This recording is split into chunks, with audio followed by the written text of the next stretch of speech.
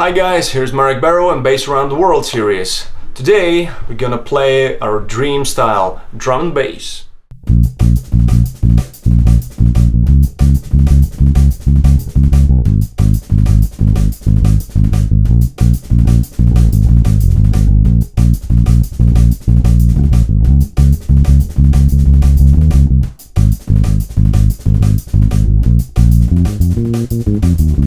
The origin and home of drum and bass music is in the United Kingdom, with the prominent fan bases located in Australia, Canada, New Zealand, United States and South Africa.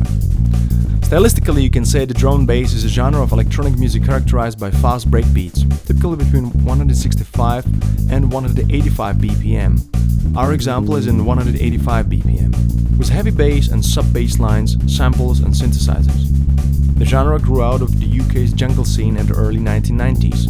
The primary difference between drum and bass and jungle is the influence of reggae in jungle as opposed to the influence of jazz and acid jazz in drum and bass. The popularity of drum and bass at its commercial peak was in the 1990s and ran parallel to several other UK dance styles. Nerdy fact, many of the compositions in drum and bass and also hip-hop are based on 1969 B-side titled Amen Brother by the Winstons. A 6-second sample of a drum solo from his track became known as the Amen Break. This sample has been used on literally hundreds of drum and bass, techno and jungle recordings. And now, the lesson time.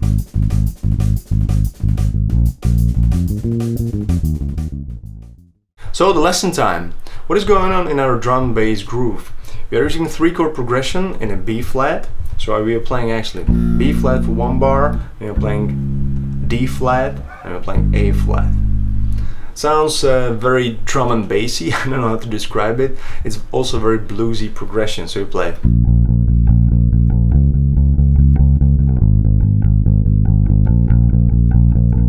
And again, yeah, so it's one bar B flat, D flat, A flat, and then again one bar B flat, and then you repeat. It's a very cool progression, very groovy. And what I'm using there, it's a minor pentatonic note. I'm trying to match the rhythm and just play with some cool combination of the notes. It's hard to explain. So I show you some examples, right? So what you can do on the first chord, when you use a B flat minor pentatonic, there are these notes.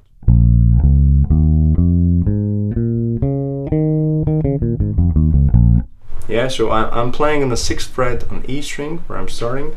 First finger, 4th finger on the 9th fret with E string, and then I'm using first, third, first, third, first, third.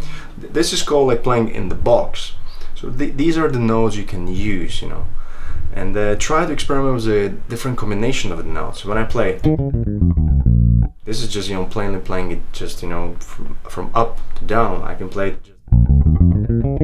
Yeah, but you see, or hear actually, that it sounds very pentatonic-y, it sounds very stiff, you know, there is not much going on. But if you just play with the 4-note phrases, you know, for example, okay, I can get this kind of a phrase, or then I'm creating some melodic movement, you know, so I can play.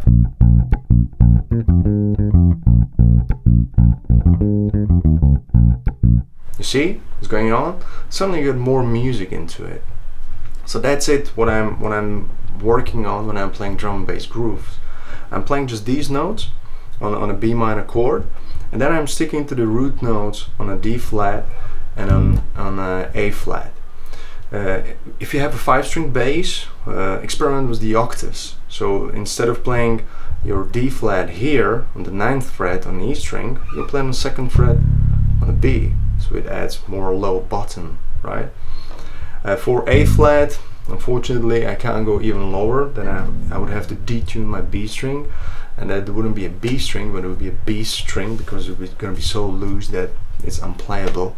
But you know, feel free to experiment. You know, why not? Or use an octaver. You know, use some deep, cool sounding notes. Really, there is not that much of a theory behind, you know. That's all what I can say. Really, just have fun with it. Use the pentatonic, listen to the drum groove, and just experiment. You know, do your own variations, get a deep, synthy kind of sound, and have fun with it. really, basically that's it. So see you next time.